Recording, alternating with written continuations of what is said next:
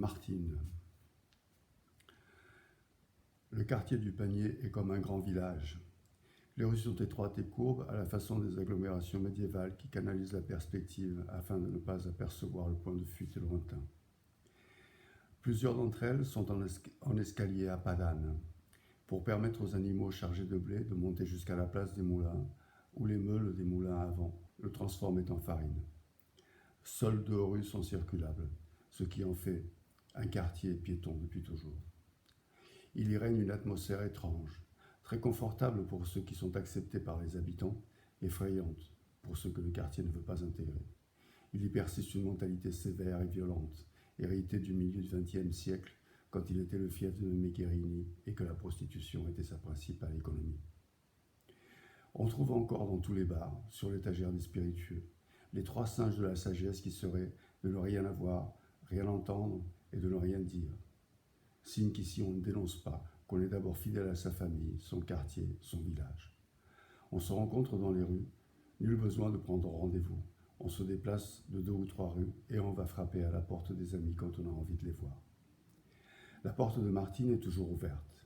Elle partage son expertise de l'administration pour aider les voisins à régler les problèmes. Elle assiste comme elle aime, sans contrepartie. Elle est tout le contraire des 3 singes, mais elle partage avec eux la solidarité et la fidélité. Elle fut investie dès son plus jeune âge dans des actions que ses parents menaient pour aider les immigrés italiens, espagnols et portugais qui fuyaient les dictatures à s'installer et trouver du travail en France. Elle structure sa pensée avec le précepte « voir, juger, agir pour la dignité de la personne humaine ». Adulte, elle s'investit dans toutes les luttes locales qui cherchent à améliorer le sort des démunis dans une vision globale et universelle de l'humain. Elle considère le combat pour la dignité comme sa propre responsabilité et agit pour construire un monde de société collectif qui résout les disparités, préserve un bien commun suffisant pour permettre à chacun de s'épanouir et de s'émanciper. Elle a été jeune dans les années 70 et en a gardé le rêve de bonheur que promettait la révolution des mœurs 68 ardes. Mais les années 80 ont tout fait basculer.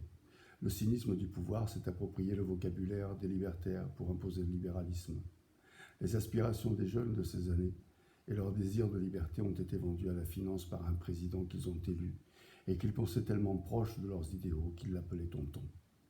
Les années 80, qui auraient pu concrétiser ce que les 10 années précédentes avaient imaginé, l'imagination au pouvoir, disait-on, ont anéanti l'espoir en vidant le discours de son sens et en montant les gens de la France d'en bas les uns contre les autres. L'extrême droite excite la peur du voisin. Le racisme devient une banalité que le nouveau ministre de l'Intérieur institue par la loi. La peur a pénétré les espaces les plus intimes. L'amour est devenu dangereux et l'amant un potentiel assassin. Le sida, maladie intime et mortelle, a pénétré toutes les couches de la population, décimant la jeunesse libertine. Le monde enchanté de la liberté sexuelle et intime est devenu un monde dangereux où l'amour peut tuer. L'acte sexuel peut être un crime. Le retour à la morale débarrassée du dogme religieux est bien plus puissant sans les oripeaux maculés de la croix. On est pragmatique. Tout le monde a des amis qui en sont atteints. Ce n'est pas une question de croyance. On a des preuves. Et les coupables sont désignés. Les homosexuels et les drogués, des marginaux qu'il est moral de mettre au banc de la société. La peur s'est installée et a fait rentrer les gens chez eux. Devant la télé, il y a moins de danger.